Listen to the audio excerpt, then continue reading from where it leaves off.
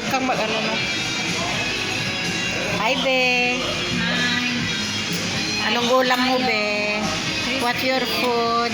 Crispy chicken and salad with fried rice. Wow. Kain mo tayo.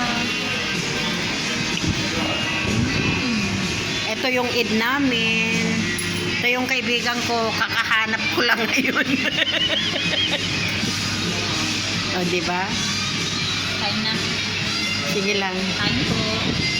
Kain tayo.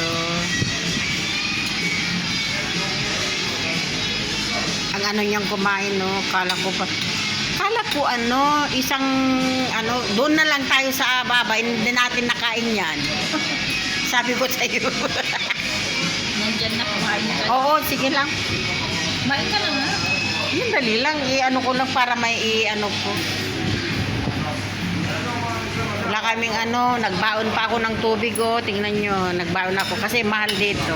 Ayan, di ba? Hi, be.